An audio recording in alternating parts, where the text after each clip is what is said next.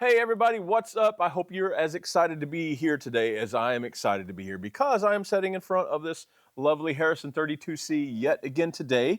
Me and the team just finished a brass section about 10 feet behind where I'm sitting right now, and we just set up for strings tomorrow, right team? Say yes. Yes. All right. So we have a lot of stuff going on here today, but to get to take a break and mix a song analog style with this desk and all these goodies behind me, is a lot of fun. So that's what we're going to do. So we've already kind of talked about the console, about a lot of things. So I just kind of think we're going to get started mixing a little quicker today. Lastly, what I will say before I get busy is that there are free multi-tracks today. At the end of the session, you can log on and get these multi-tracks. And this is the fourth song from my friends Resurrection, a Journey tribute. You may have already I've done some in the box mixing and things for Stone in Love, Separate Ways, some Send Her My Love. So if you're like, wait, what's he talking about? Go look back on my YouTube channel and grab those multi-tracks because they are a blast. We had such a fun time recording with those guys. And so this is the fourth song. This is a Steve Perry song called Foolish Heart. Most of all you guys will remember that, but it's a little more easy. You know, the other songs were a little more rocky. This is a little more easy listening, got that 80s Rhodes with the effects and, really easy track. Bass, drums, one guitar pass, one keys pass with a couple little overdubs, and that's it, and one vocal. So let's just kind of get going here, and let's kind of look at our kick drum here. Let's turn it up to where I can hear it. Okay, and I can see I'm peaking. Okay, so why am I peaking? Well, because I've got two kicks here. I've got a kick and a kick sample. So it's just, both of them being at -6 at Unity here. I'm just kind of overloading the input of the channel. So I'm going to balance that inside of Pro Tools. So here's the sample. Okay, great. Here's the live kick that we recorded that night with the band. Okay. I hear a little boxiness, so let me pull that one back a little bit. Still clipping just a little bit. Let me just turn them both down just a little. Yeah, I like that. And now what I'm going to do is I'm going to look at with that up near 0 and my drum bus at -5, where I'm kind of used to, kind of building this system. Any console that you get, any console that you have, whether it's an SSL, the Harrison, anything, you kind of get if you take time to gain stage your audio files, you kind of know where your faders are going to live. So if I look at my stereo bus right now, I'm hitting -5. That's probably a pretty solid spot to start. You want to grab that mess, you see that? Yep. Yeah. By the way, in the camera today, we have Maximus, Maximilian. We have a lot of nicknames for him, but basically at the end of the day, you're still Max. Okay. Yeah, legally, yes. Yeah, legally, right. That's right. Okay, so let's just kind of start building some stuff around it. Oh, I've got these on solo. Here we go.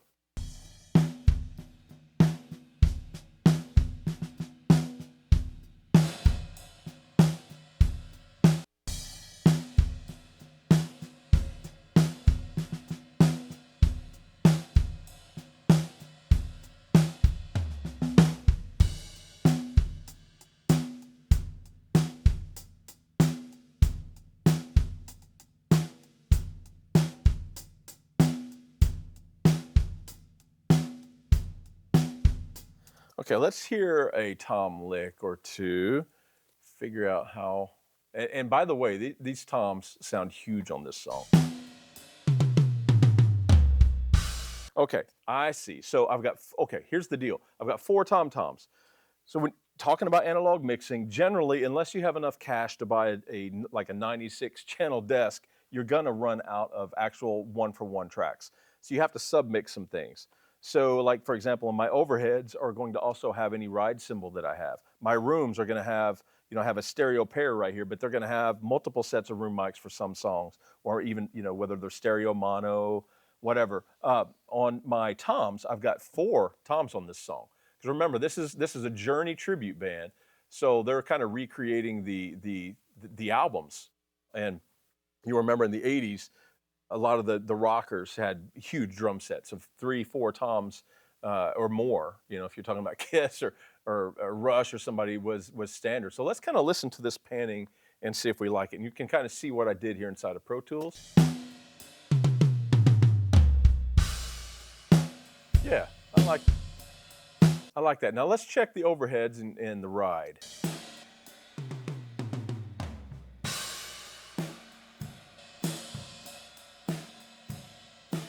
Yeah, that sounds like a good blend. So I can hear a little bit of the articulation of the stick hitting the bell of the ride.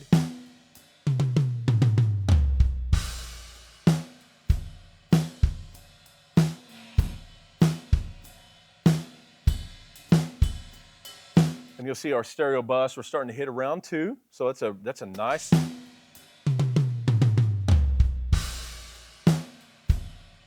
Average backbeats 3 2. That's looking pretty good. Let's start getting the bass in here.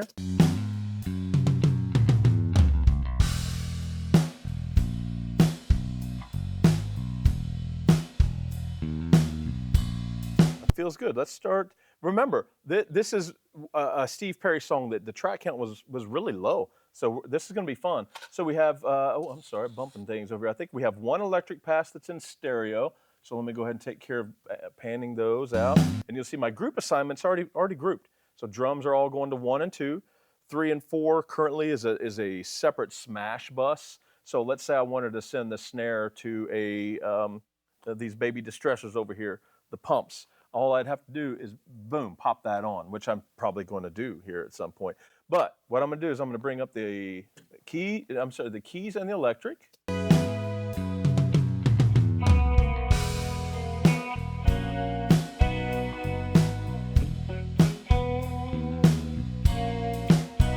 Yeah, it's pretty much just that one guitar part. There's a little chimey thing at the end, it looks like. And we do have one primary keys Rhodes pass, I believe it is, and with a couple little bells and whistles on another track. So let's kind of get those pulled up. I've already got those in stereo. Oh, I've got a stick, a cross stick. Let's turn that guy down. He is loud. You know what, just so we have it, what I can do is I'm going to put my stick out of number 2 here because I don't have any other percussion. So I'm just going to change that assignment and I'll bring up that in mono. Yeah.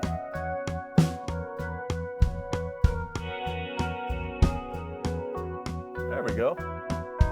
And so that means I could probably just turn it back up to unity in Pro Tools, and I'll have to pad it here. Bam, there we go. Let's hear some of these little keys passes here. And let's make sure they're coming out of a different fader in case we want our hands on them.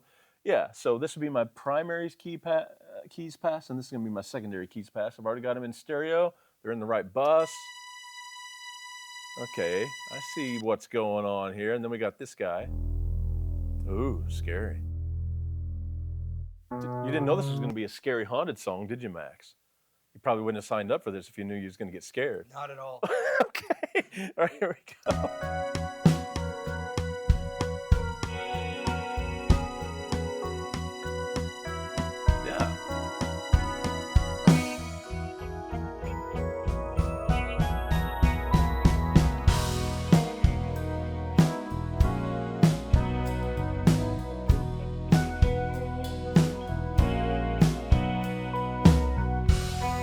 Okay, so probably what I do, that's a pretty good rough balance. And we're hitting our stereo bus.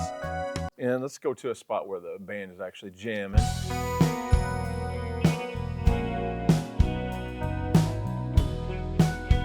Let's go ahead and get our lead vocal on there, just kind of see how hard I'm going to hit it with him on top of the track.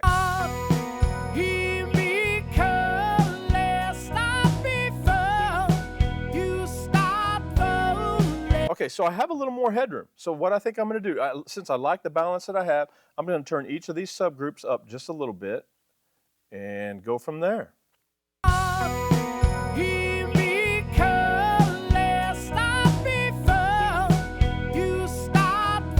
Okay, so now I'm touching the red. So what I'm going to do right now is I'm going to engage our stereo bus. So this console, if you remember from episode number 1, it has a transformer, a Jensen transformer that you can insert on the stereo bus. So I'm going to insert that because I want that fat sound of a transformer. I want the rounding that a transformer does. The more analog sound I can get out of a Pro Tools recording, the better. I mean, we did record it great with a lot of great preamps, a lot of great microphones, but to me, we're not printing the tape anymore. There's a lot of reasons why maybe I put a little extra analog mojo, whether I'm mixing in the box or mixing like this. I'm working hard to put more flavor into a mix. All right, so let's have that on. Now I'm going to hit my insert button right here, and this is going to turn on, Max, right over to my right. We have the Fusion box, if you remember, and I've already kind of have it in a set it and forget it, although that's left over from the last mix. Everything else should be a set it and forget it, where you can see my input trim is at Unity because I'm printing great levels through the console already. So my output trim is basically, it's there just to pad what density I'm getting from this circuit right here. And that keeps everything kind of at a nominal. So it passes through there. It's getting better. It's getting all the goods here, so to speak. But then it's still hitting my SSL bus compressor right here, the Bus Plus, in a great level. And you can see that we have it in a classic stereo mode. That's why only one of the VUs is lit up. And we can choose, what do we want to do here? Do we want to go 4K? That's left over from the last mix. Let's do, you know what?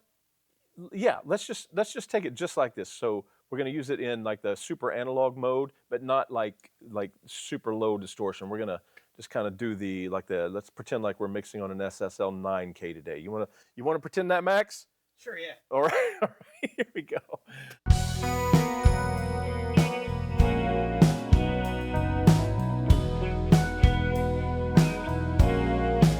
So you see our stereo bus is still hitting the same spot, but you heard how much bigger the sound got.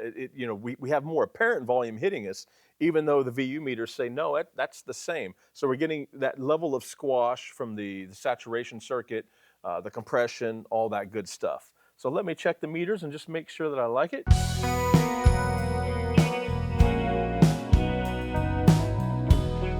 Sounds great. We're getting about 3 dB on the peaks, which we don't have the lead vocal in place yet. So that's going to put us right about 4, which is not a bad spot for an analog mix whatsoever.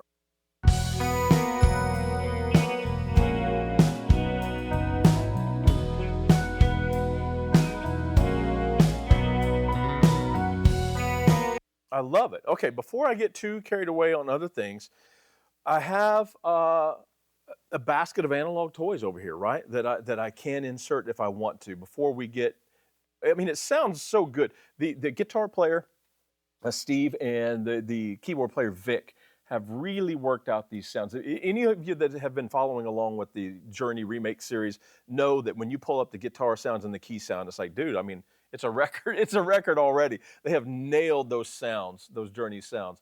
So we're probably not going to do a lot. So what I'm going to do, when I say a lot, we're probably not going to do a lot of EQ today because, I mean, it's just such a great sounding recording.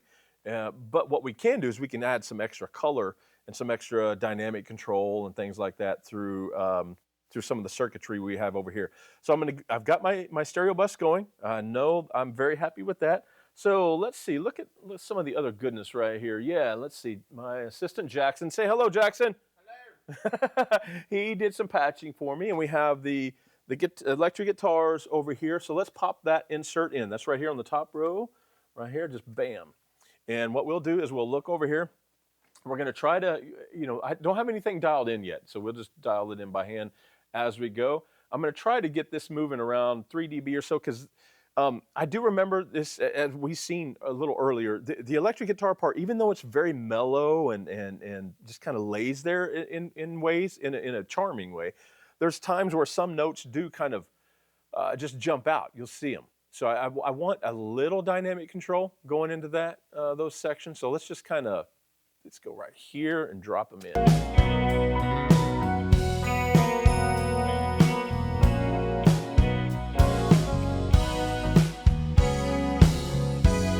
Okay, and now I know I should point out a couple things. These are the Audioscape LA3A recreations, the V3A. So they make this in a basically a normal rack space kind of rack, but they also make it in 500 series.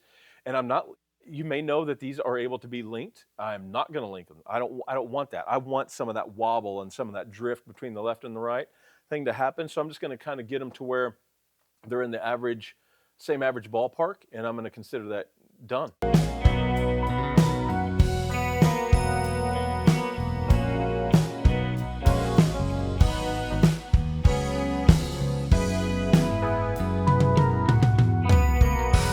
Perfect. I love it. And another thing about LA3As, if you study this stuff very much, you know that they kind of have, it's a very different character than the LA2A that they replaced. The LA2A added a layer of warmth to the low end. That's why they're so popular on bass guitar, male, chesty male vocals, bass drums. Even I know I'm one of the guys that likes them on bass drums. Um, the LA3 is leaner, and so it has a little bit of a mid forward character, which is going to fit an electric guitar perfect.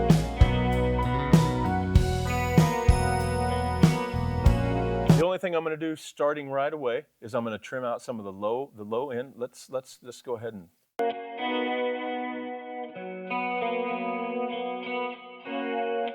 So I'm just getting rid of some of the extra subharmonic low end that may have, because we don't need it.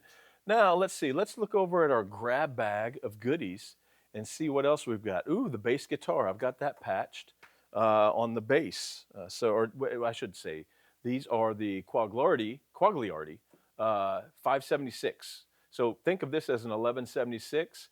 However, it's got a couple bells and whistles that we'll get into. One of these days we'll make a video on some of this new gear that we have. We'll just kind of walk everyone through it.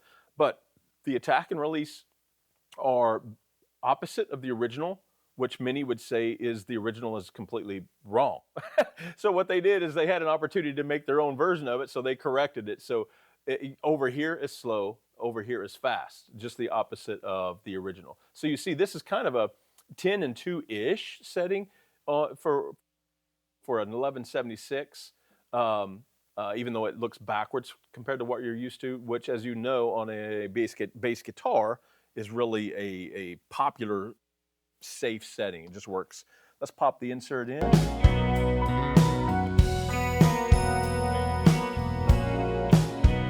And I think I have used this on bass on the last song that we mixed, because I didn't get any extra boost in gain, so that means it's probably already all.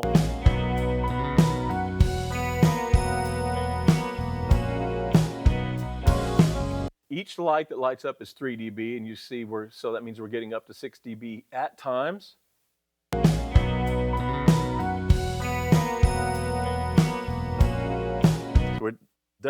We definitely have a tighter tone, a little bit more control over dynamics. I love what an 1176 does to a bass guitar, because it's not tube. There's time and a place for a tube circuit, because it's solid state and kind of a leaner sounding circuit. To me, it really just tightens up a bass guitar. It's one of my favorite bass guitar tools. So I think we're in a great spot. I do have a second bass fader here. What we've done is we've kept two. So we have our normal bass. We either have a bass, crush, a bass amp in case we have a DI and an amp, or if we have some pop stuff, we can do we can hard pan them, and we can have one bass right in the middle, and then if there's a stereo bass underneath it, we can just combine that in the box and still get everything to hit the console. We just may do a little extra, mixing up there. This is another time to remind everyone, when it comes to mixing in analog, and even in the box, consistency is everything. Get yourself a system. So the day that we laid the console tape on here, it hasn't been moved since. Nothing's changed. Every song, we're going to put the kick right there, the snare right there, the bass right there, the lead vocal right there. And we just know going in that this is the way it's going to be. So it makes all your patching easier. It makes all your routing easier inside of Pro Tools. And you'll also notice, and you can do this in the box as well, because we gain staged our audio files, I did not even touch the 1176, right? When I turned it on, it was perfect, because it was used on bass last time. The reason it was still perfect is because I gain staged the bass ahead of time, so that in both songs. So it was the same. So I'm hitting the tool in the right spot right out of the gate. So I'm moving faster, which I love. All right, now let's see, what's the next logical step? Maybe, because I was hearing a good amount of um, like bleed from the hi-hat and things on the snare drum mic. Let me go up here to the verse. Yeah, that's just a little too much. So what I do have, now the Harrison console doesn't have any dynamics built into it, but I do have a whole rack here of gorgeous and delicious and highly nutritious SSL E and B series dynamics. So what I can do here is I can go to the stereo top and I can just insert, I think, let's see, that's 33, 34, 30. I'm gonna insert 35 because I want a SSL channel strip right here. So let's put that in and get a gate going. Ready?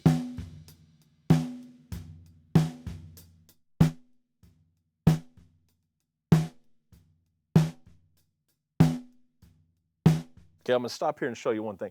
What I do when I'm setting a hardware gate is I go way too aggressive. I gotta know exactly where the threshold is getting rid of all the hi-hat bleed, right? So it can be really tight on the release. The range can be a little too much, because if I have it way down here, maybe I don't really know how much it's cutting out. If I have it way up in here, I really know exactly what it's doing. Perfect. So now let's make it a little more useful. Let's slow that release down. And I'm gonna leave it kind of natural. I am gonna get some of the bleed. I'm not gonna go real hardcore.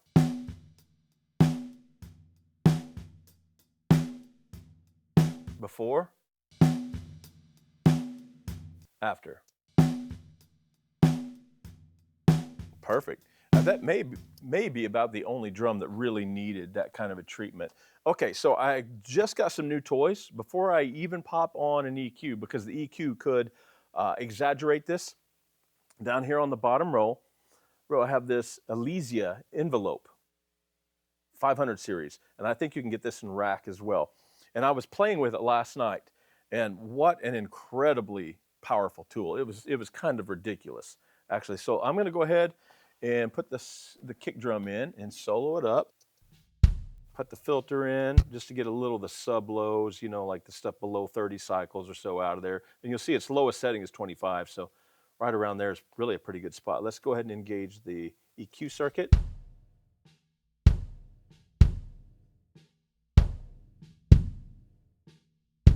Definitely don't like that.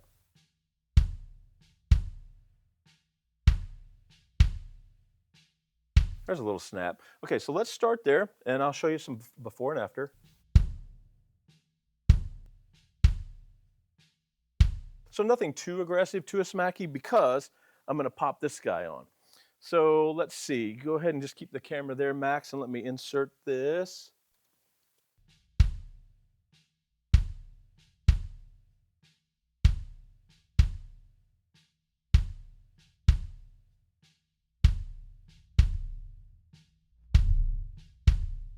Okay, so think of this as a transient designer, but frequency specific. So in fact, the guy who designed this, basically invented the original transient designer that SPL manufactured.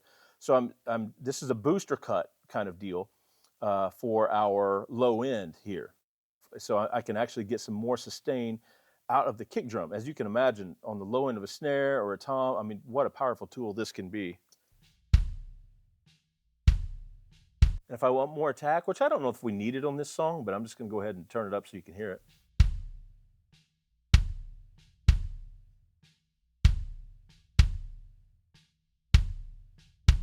Wow, I mean, that's a powerful tool. So let's just go ahead and use it just because, just so we can say we did. Let's use just a little bit of it there. Okay, let's hear that in the mix and see if I'm getting too aggressive for this song.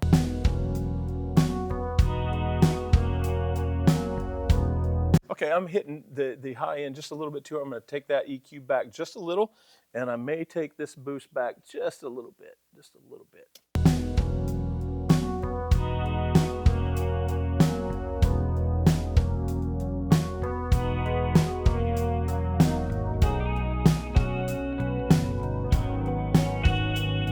Yeah, let's hear that one more time.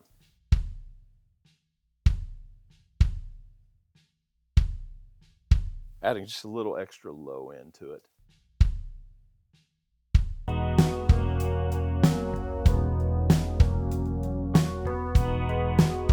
Yeah, that's got a nice punch to it. Okay, all right, let's see here. I'm gonna turn down G and K a little bit. It's getting just a little loud in the room. And you know, I've got that same kind of thing on the snare, but let's EQ the snare just a little bit first.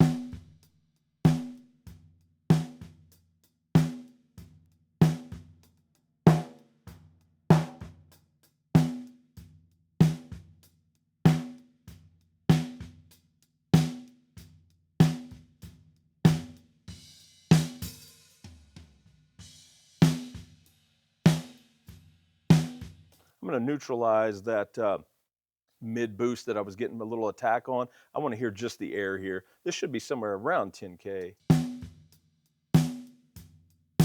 Yeah. Okay, we'll start a little soft on that because we do have the bottom mic as well. So let's get those two happening together.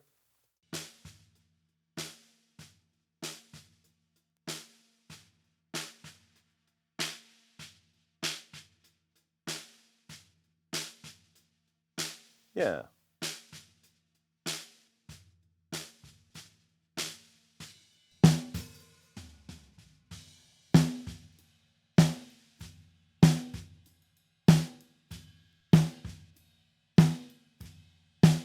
It's not taking very much of that bottom mic. That bottom mic is really doing a thing on this song. So I'm probably gonna turn that boost down a little bit. And I could easily pop an SSL compressor on here too to get rid of get rid of a little more of the bleed, but I'm not going to just for the sake of time. But what I am gonna do is I'm gonna pop on our insert right here at the top. And then I have this guy right here, and we'll see if this snare drum is similar to the snare drum I had in here last night, because the frequencies are kind of preset to what was working. So let's just kind of see if we add more body to the bottom of the snare drum. Yeah. It's crazy.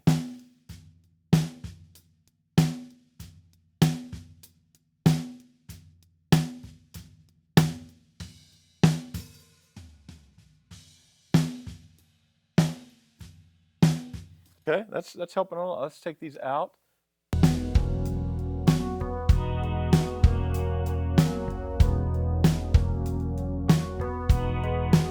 I think the snare drum is sounding really good and accurate, kind of to what I remember of the song. It wasn't too big and bombastic. As you can tell, he's not striking the drum very hard. We're not trying to create, a rock drum out of this.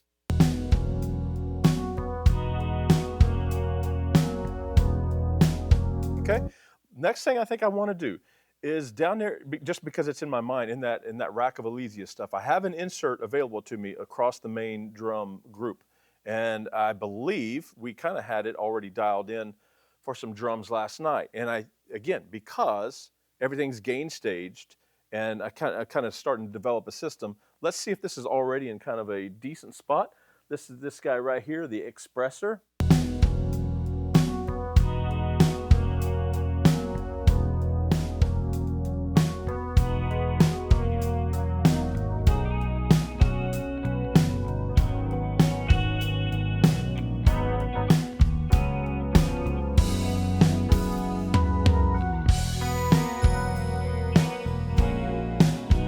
I like it. Let's keep it. I'm going to check my stereo bus one more time.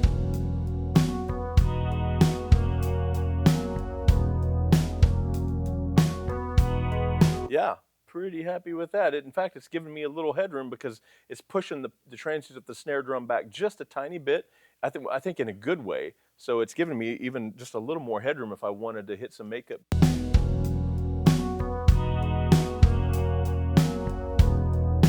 Nice. I think it's sounding great. Now, let's listen to the, well, you know what? Let's listen to those toms, because those toms, there was a tom fill right there that sounded bigger than thunder. My gosh. Wow. Okay, so we've already panned them. One thing that I will tell you is, okay, so there's a couple things. We already addressed this. I've got two faders here. So I can either EQ them in the box if they need it, or, which it sounds like they gosh, it almost sounds like they're so good that they don't need any EQ. But what I could do is I can just kind of EQ it as a group if I want a little more global bottom end, a little more global attack or something. But what I'm going to do is solo them up just for a second. You know what? Funny story. I remember these toms were cut on the Harrison 32C channel strips. We have 4 of them, and we used them on all 4 toms. So that preamp and that EQ is the sound of this console, which is interesting. But what I'll do, which says a lot about the sound of these channel strips. Let's turn it on my auto. There we go. Okay, so now let's check out the left side toms, the high pitched ones. Let's cut out just a little bit of the extreme low end. Let's find something up here. Little flap right there. So we'll cut that back. Not a lot because the drums just don't need much. But I will get a little extra punch.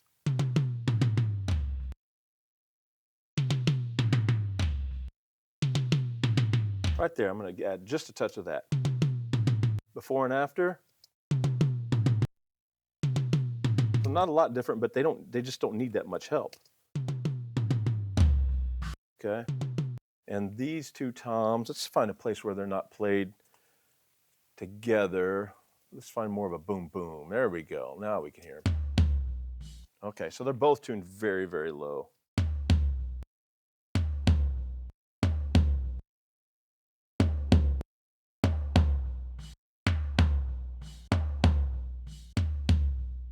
So I'm getting rid of a little of that. You're like, what frequency is it? I don't know, and I don't care. My ears are telling me that's the one I want to get rid of.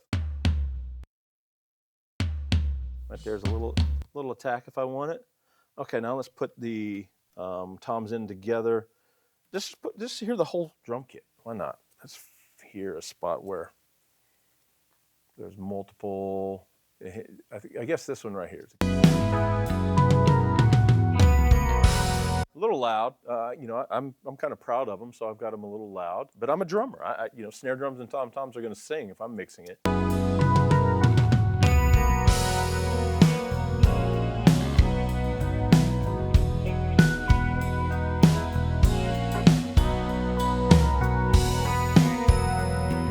Okay, my keys and my guitar are getting a little carried away from me. But you know what that means? That would be a good spot. I do have a compressor. It may be just volume, but then again, it could just be some dynamics that I could rein in a little bit. See, I've got a compressor that I can strap across my G&K. And that is right here.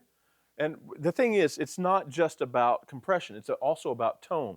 Most of the time when you use compressors, you're trying to control dynamic range. But there's a time and a place to use very low ratio, very soft compression, even if you're just passing through the circuit. Because think of this as a mini Fairchild. It's kind of what this is. This is from Locomotive Audio, the Power Mu, and I'm just a big fan of their circuits. So let's see what this is doing.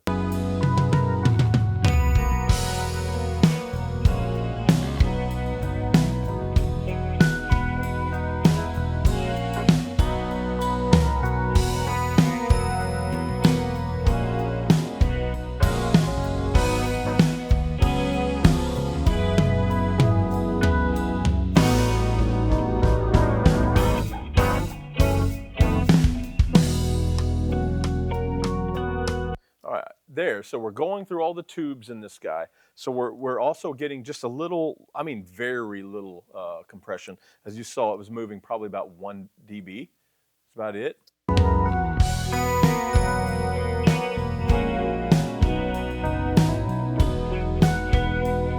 Moderate attack, fast release. We're not really trying to kill the transients too much. It's just a gentle tug and a squeeze, but mostly just kind of passing through the circuit. All right, here we go. What next? You know, one thing we could do, and I don't know if we want to for this song, but I could insert on the smash track, I could insert 3 and 4, which is the snare top.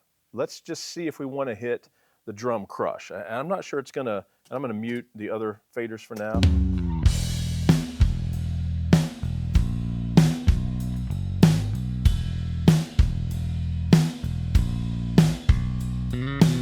Let's hear it with the band in.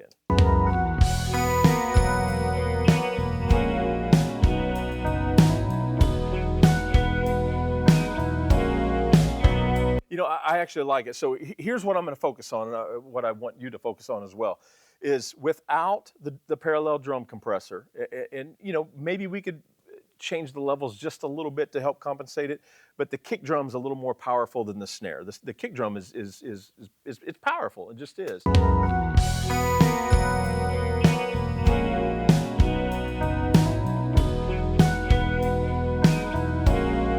Now, I'm going to pop this guy on and listen to see the balance between how impactful the snare drum sounds and the kick drum sounds. So, and I'll take it in and out, and you'll just kind of see when it's red, it's not engaged, obviously.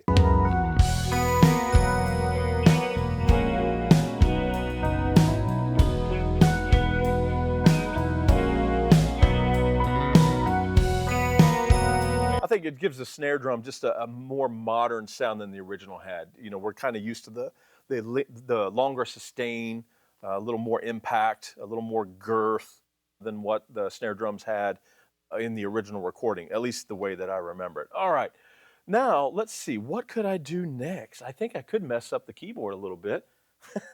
That's a joke. I think I'm just going to EQ it just a little bit. I do hear some mid-range stuff that I want to get rid of, so let me kind of hear in solo.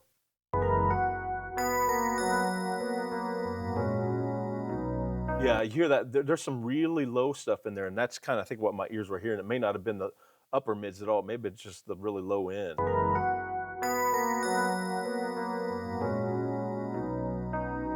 Which is going to make more room for the bass guitar. I'm just go ahead and sweep this right around in here or so as well.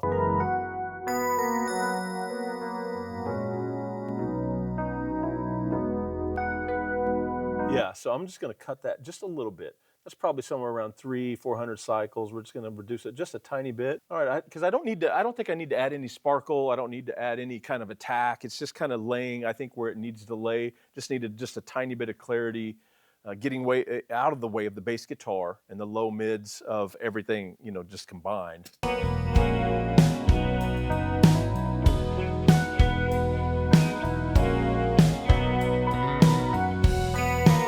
Okay, all right, before I add any effects or anything at all, I'm going to bring in Mr. Brian Cole. He is the one playing the part of Mr. Steve Perry today, and Brian does an amazing job. You know, I mean, you don't imitate Steve Perry. Either you kind of you have the ability to sing in that range, or you or you don't. And Brian obviously does. So I don't have anything inserted yet. This should be pretty raw.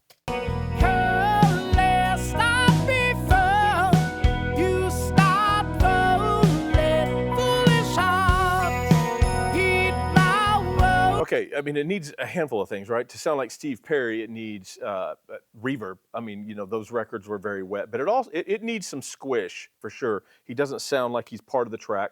And my assistant Jackson, say hello, Jackson. Hello. When I knew I was mixing this song, because I had like the Hazel rig into the 3A for the last song that we did in here, but today, knowing Brian, the range that he sings in and whatnot, I thought about let's add some tube warmth to him. So I actually have this circuit engaged today, and kind of think of it as an 1176. So it's a variable mu tube circuit, right? So it's a gate stay level, a Fairchild, that type of a circuit, a Manley variable mu, where a tube is actually doing the gain reduction. It's that kind of a circuit. But it's fast and has an adjustable attack and release. So there's a lot of modern music where it's capable of doing things that some of these vintage circuits, they're not capable of being useful in a lot of more modern forms of music beyond like color circuits, right? Because they're just not fast enough in some songs and some genres. So what we'll do is we'll let's just see where it's at. We may have got lucky and got it in a great spot. And let me pop the insert in. Here we go. It's kind of just. Ooh, I'm smacking him. Here we go.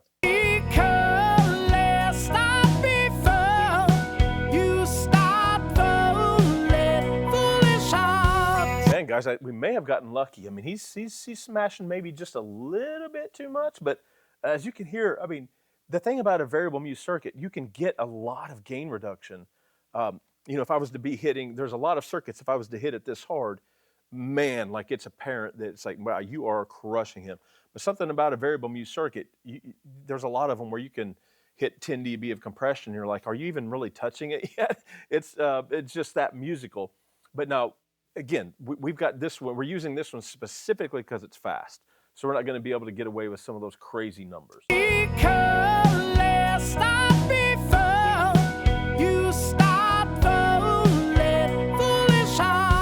Guys, I do not hate that. I'm going to turn it down and listen one more time.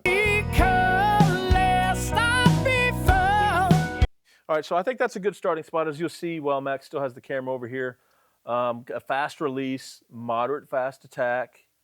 And if anybody wants to copy this, if they have their own 14B, this is a Locomotive Audio 14B, one of my favorite compressor circuits that I have. It's really that, and it's built to last forever. It's an incredible piece of gear.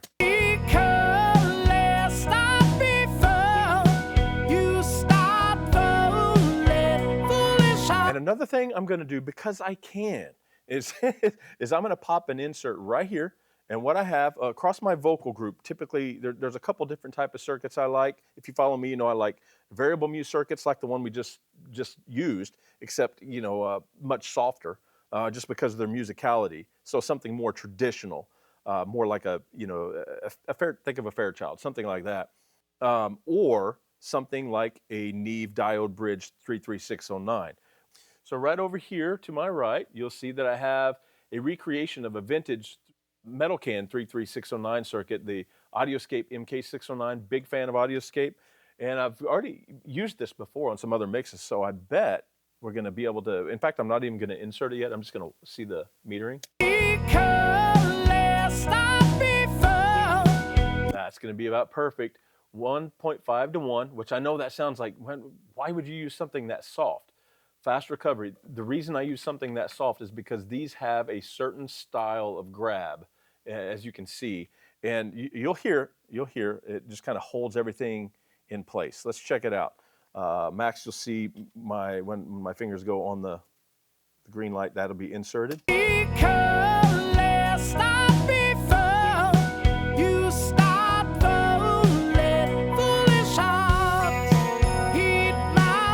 Okay, you can hear on that song, on the word heed, for example, it still jumped just a little bit. So I'm going to pop that on for that last little bit of control. Generally, it's like, well, why don't you just use more compression on the first circuit? Well, typically you're tying together a vocal and a vocal double, or a duet partner, or background vocals, trios, quartets. I mean, there's multiple vocals that you're usually trying to cram down these two faders. We're not today, but usually what that does is it ties that group together. So I'm still gonna use it because I love the sound of what it does.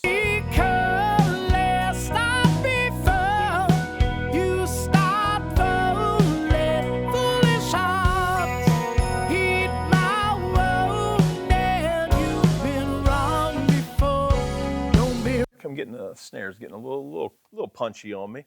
Okay, now what we could do now is we could start adding some effects. I'm not gonna add a lot because I just don't think that we need. The guitar and the keys are already so wet.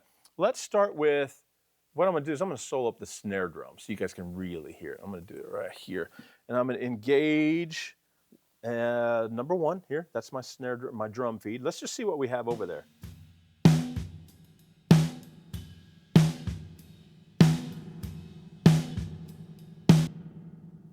That is really big, and I don't know what it is.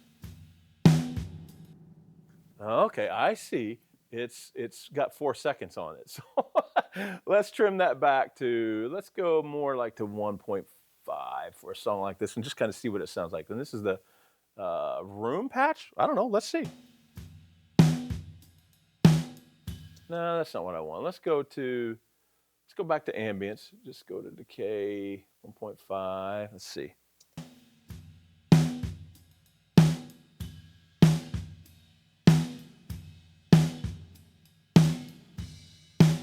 I don't hate that. I don't hate that at all for an 80s kind of mix. This is I'm going to turn up my level just a little bit.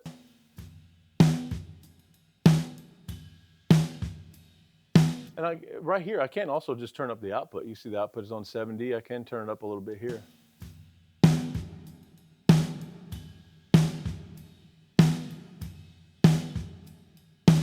I know it's a lot, right? But it's the '80s, so let's just leave it at a lot and kind of see what we got. We could put some on the snare drum too. I mean, on the tom tom.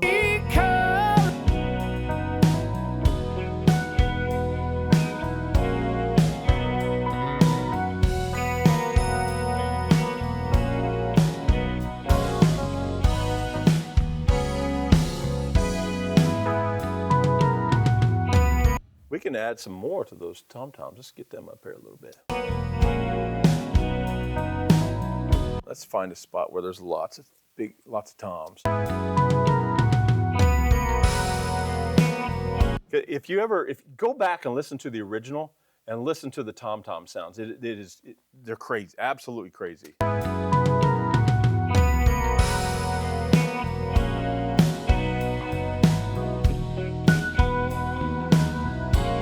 Let's just start there. Now let's add some gas to Brian's lead vocal. Let's see, we're gonna try the delay first.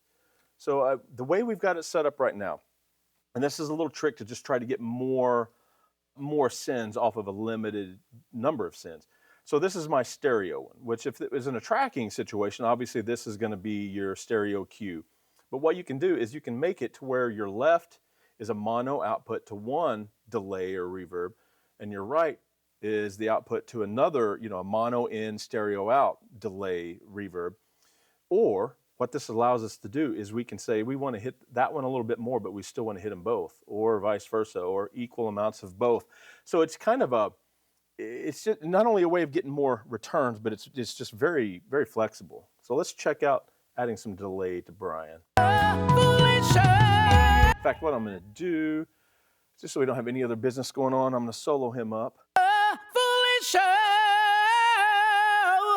Let me go find a spot in the song where he's singing a little more shorter, speakier notes. Here we go. Oh, feeling that feeling again. Okay, so that's hitting this right here. This is a Strymon El Capistan delay pedal. So that's going to be kind of like my tape slap. And the reason you're like, how are you using the guitar pedal? Right here. This radio box makes it all happen. So it dumbs it down to instrument level, from line level through this, back into this, gets it back up to a level that can hit this console. Plus, I don't have to hit a DI box. I don't have to hit a preamp. It's all handled right in here. These boxes are fantastic. Oh, feeling that feeling again. So just looking for kind of an 15 ips tape slap. And this should be something long. Let's just see what it is. Oh, feeling that feeling again. Yeah, let's just kind of split the difference, go right in the middle.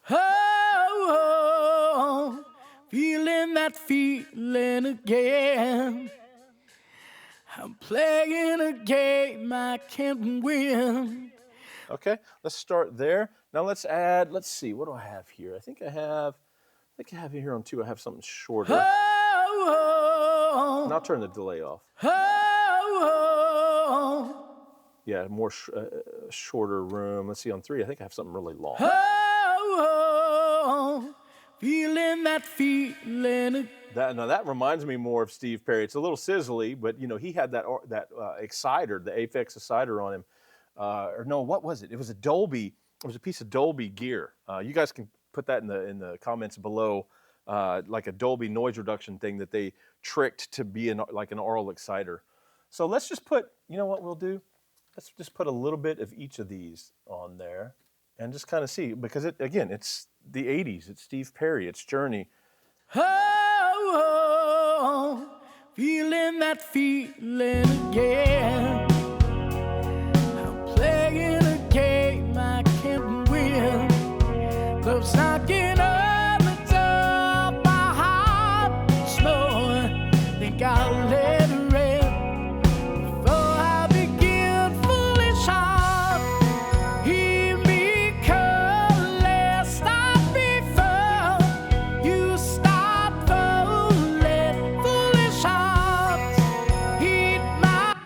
I think it sounds awesome. I think it's in a lot of ways it's a little more modern, a little bigger sounding than the original, because I listened to it just the other day when I knew I was going to be working on this, And it's, you know, there's some songs that we just love the song. We hear them in the radio in the background and we love them. Then we go back to and we listen in the mix, you know, with our more critical current producer mind, not the mind that we had in 1985 when this was actually on the radio. And you know, you notice different things. You notice different things. And I think this sounds big and modern and punchy, even with some of the 80s guitar tones, the 80s guitar or keys patch, which I think that keys patch is freaking amazing. I love it. Again, this is my friend's Journey, Resurrection, a Journey tribute. And I've got multi-tracks to download today down in the comment or in the description.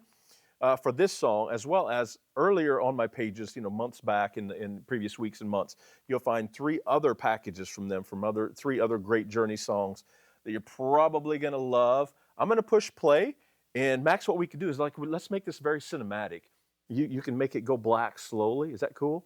Sure. Yeah. So let's just like getting a shot of the console here. Yeah, and I'm going to, and we're leaving this in. This is not an edit.